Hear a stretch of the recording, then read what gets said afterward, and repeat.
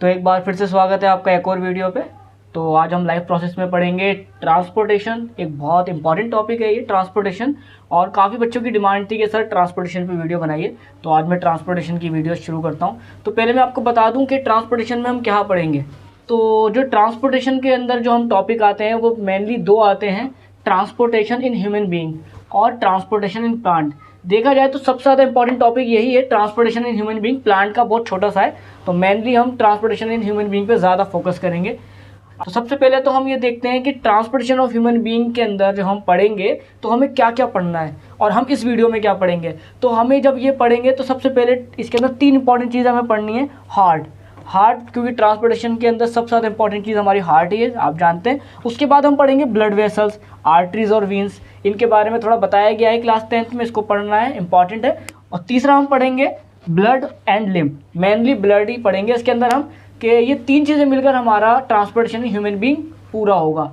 ठीक है बेटा। तो आज जो हम पढ़ेंगे, आज हम पढ़ेंगे पूरा हार्ट के बारे में कि आखिर हार्ट होता कैसा है, इसका स्ट्रक्चर कैसा होता है और आखिर इसकी बनावट और इसके किस तरह इसके काम होते हैं, फंक्शन कैसे करता है। आज हम हार्ट पढ़ेंगे। ठीक है, तो आइए शुरू करते हैं। तो हम शुरू करेंगे अपना हार्ट।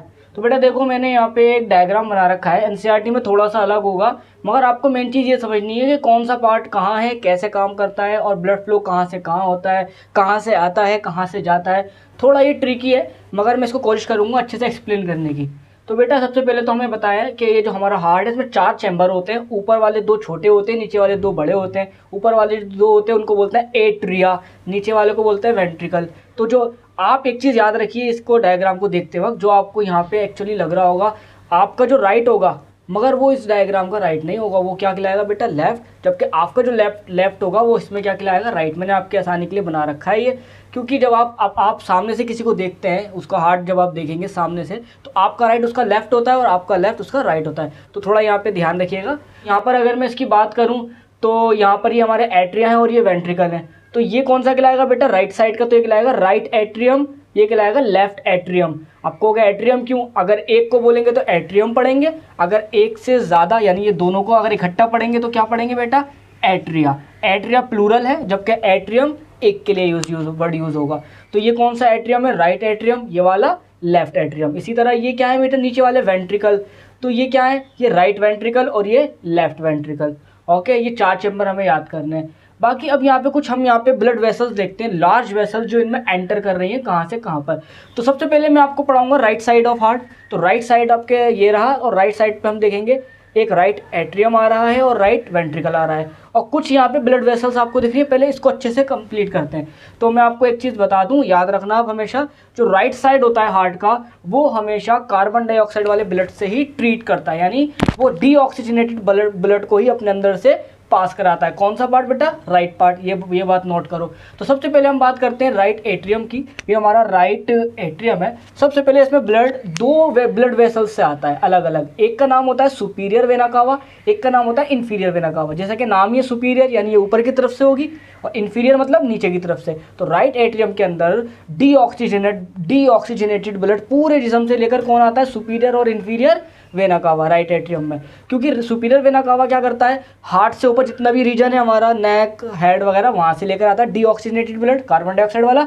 जबकि इन्फीरियर वेना कावा हार्ट के नीचे जितना भी हिस्सा है उससे लेकर आता है क्या, डीऑक्सीजनेटेड ब्लड। कहाँ पर लाता है ब्लड, वो पहले ये दोनों ब्लड लाते हैं कहाँ पे, राइट एट्रियम में। तो राइट एट्रियम फिल हो जाता है। फिर राइट एट्रियम के बाद ब्लड कहाँ चला जाता है बेटा, राइट वेंट्रिकल में। तो राइट वेंट्रिकल में चला जाता है। फिर राइट वेंट्रिकल के बाद, अब आप जानते हैं ये कैसा ब्लड की बात कर रहा हूँ मैं, डीऑक्सीजनेटेड यानी कार्बन डाइऑक्साइड वाले। इसको बॉडी में रखना थोड़ी है, बाहर निकालना है। और बाहर कहाँ से निकालेंगे, लंग्स की मदद से।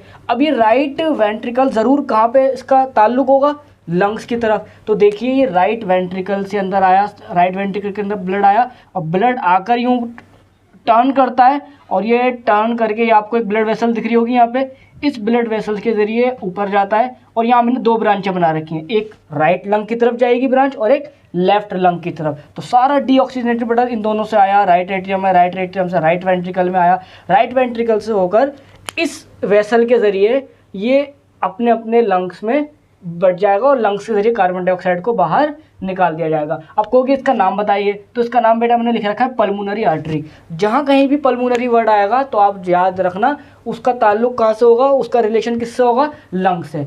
पल्मोनरी आर्टरी, तो इसका नाम क्या बेटा, पल्मोनरी आर्टरी। जैसे कि आपने पहली क्लास में पढ़ा है, आर्टरी क्या होती है, ऑक्सीजन वाला खून लाने वाली, जबकि वीन्स क्या होती हैं, कार्बन डाइऑक्साइड वाला खून लाने वाली। आप कहोगे, आपको कंफ्यूजन होगा कि ये पल्मोनरी वीन क्यों नहीं है, क्योंकि ये तो डीऑक्सीजनेटेड ब्लड यानी कार्बन डाइऑक्साइड और ब्लड को लेके जा रही है ये लंग्स की तरफ, तो ये वीन क्यों नहीं है। तो यहाँ पर थोड़ा सा ये आप कब सीखेंगे, ये आप सीखेंगे हायर क्लास में, जैसे कि आप जब एनाटॉमी पढ़ेंगे बड़ी क्लासों में तभी सीखेंगे, अभी आपके इसका वो नहीं है। तो आप इसको याद करिएगा थोड़ा। यहाँ पे जब हम लंग्स की बात करते हैं तो हमारा कॉन्सेप्ट थोड़ा उल्टा होता है। तो पल्मोनरी वीन ना बोल के क्या बोला इसको, पल्मोनरी आर्टरी। तो बेटा ये आपको समझ में आया, कहाँ से ब्लड आया पूरे सब में, इन दोनों से, राइट एट्रियम राइट वेंट्रिकल, और इस तरह करके अपने अपने लंग्स की तरफ चला गया। वहाँ पे जाके कार्बन डाइऑक्साइड को उतार दिया जाता है और अब वहाँ से कौन चढ़ाई जाएगी, ऑक्सीजन। अब हम ऑक्सीजन के लिए क्या करेंगे, हार्ट का लेफ्ट साइड पढ़ेंगे। तो लेफ्ट साइड जो है हार्ट का, उसका ताल्लुक किससे होता है बेटा, सारा का सारा ऑक्सीजन वाले खून से। तो आइए देखते हैं, अब ऑक्सीजन जो है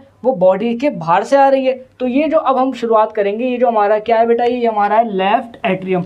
लेफ्ट एट्रियम में जो आप देख रहे हैं वेसल्स आ रही हैं, ये ज़रूर कहाँ से आ रही होंगी, लंग्स की तरफ से, क्योंकि अब ऑक्सीजन वाले खून को लाया जाएगा लंग्स की तरफ से।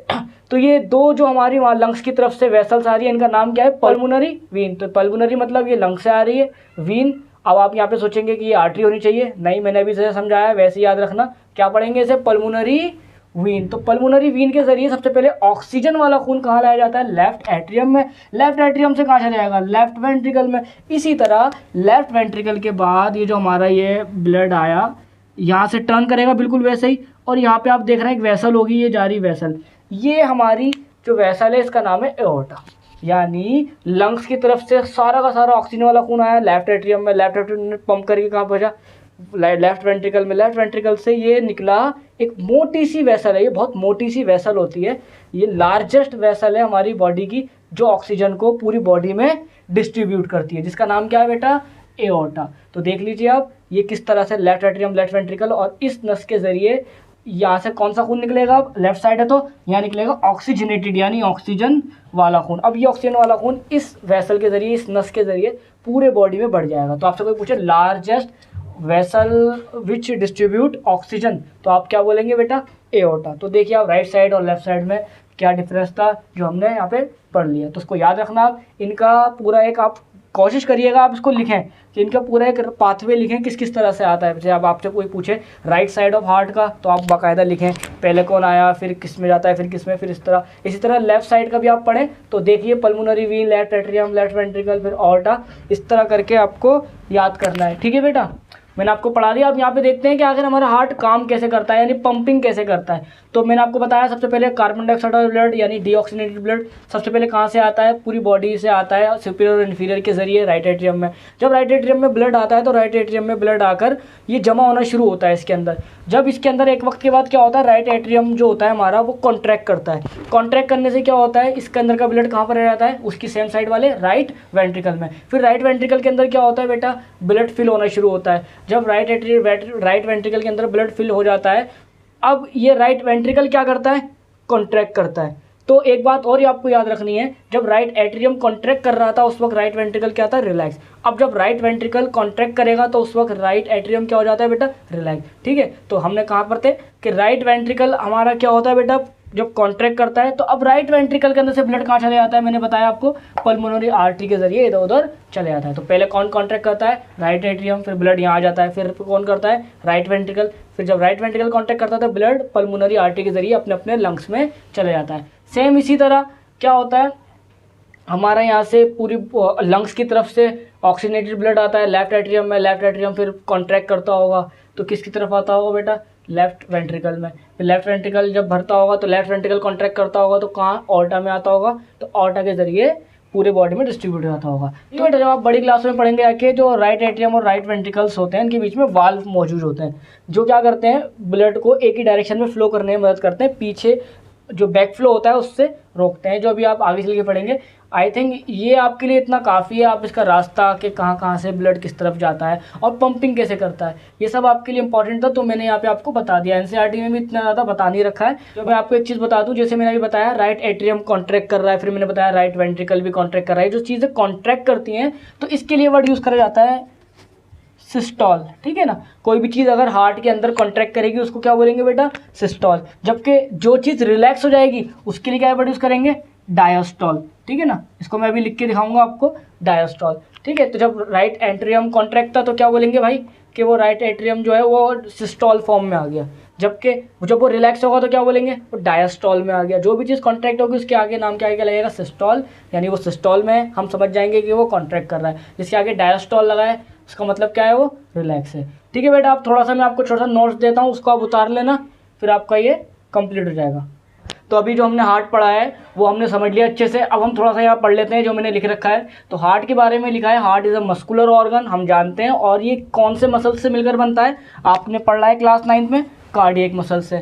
और यहाँ लिख रखा है मैंने, इट इज़ सो स्मॉल, ये हार्ट इतना छोटा होता है कि हम एडल्ट की बात करें उसकी मुट्ठी का जो साइज़ होता है, यही साइज़ किसका होता है बेटा, हार्ट का।